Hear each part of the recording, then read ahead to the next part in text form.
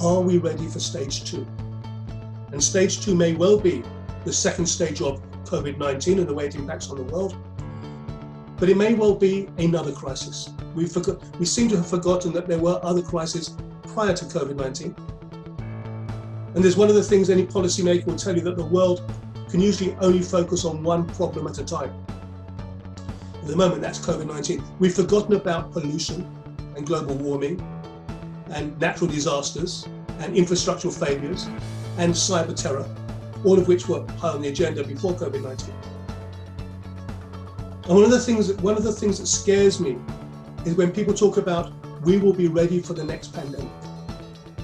Well, that's good, but you should always be ready for the next time.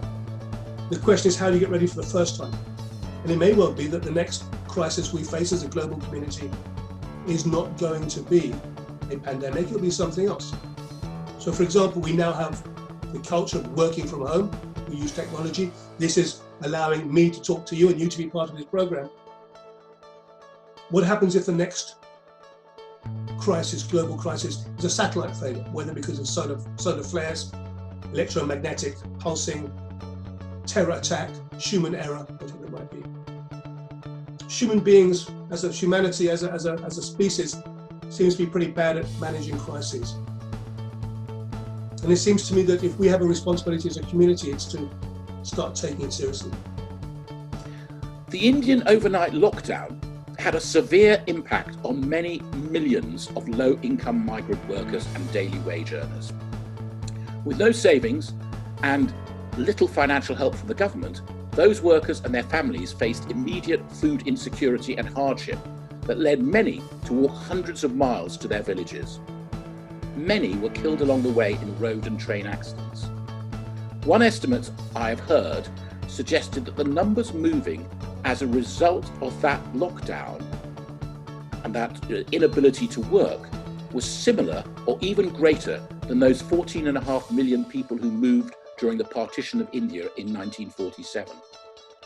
As the Brookings Institute has commented, this 2020 movement had serious implications on the already fragile rural health infrastructure, and of course meant that the virus spread from the inner cities to the rural expanse of the country.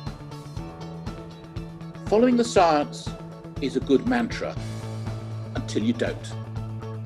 The important thing is that it has to be clear who has responsibility, and that ultimately is the leader, the Prime Minister or the President.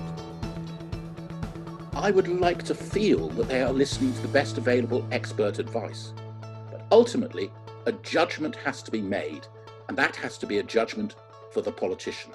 That's what leadership means. That's what it's about. And the politician cannot rely on scientific advisors to be a sort of human shield. Finally, the public need to be able to believe what you are telling them and have confidence in what you are asking them to do.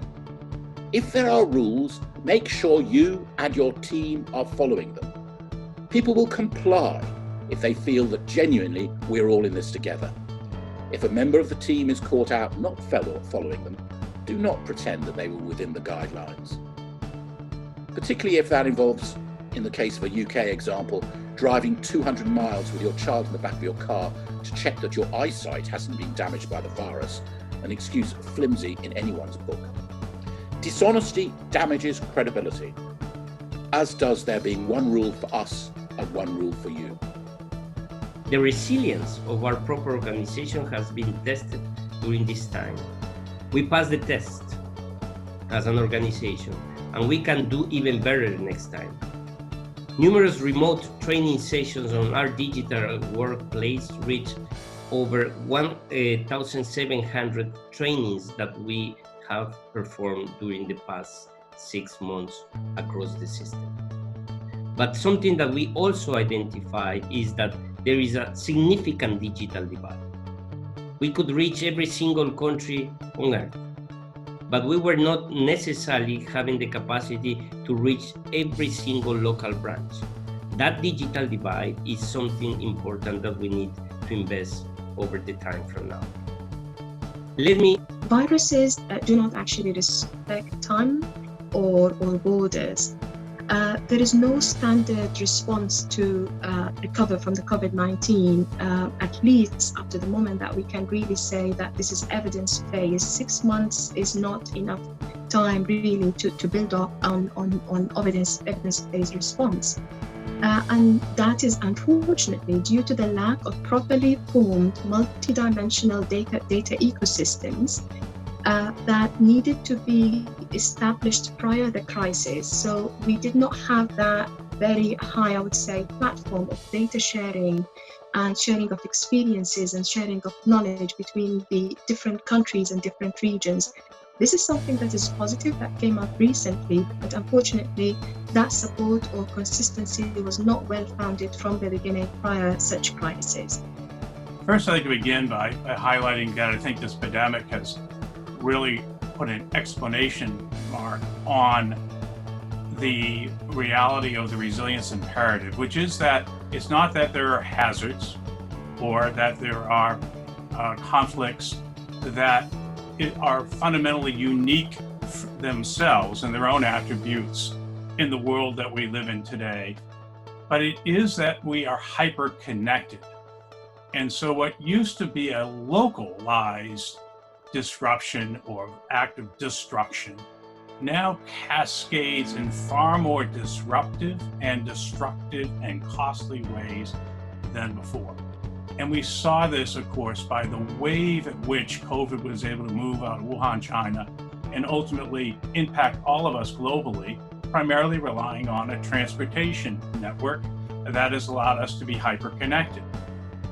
Our, of course, ability to carry out this post-mortem here right now, of course, it's not a post-mortem because the crisis is still ongoing, but is that we are also hyper-connected through the force that internet provides us.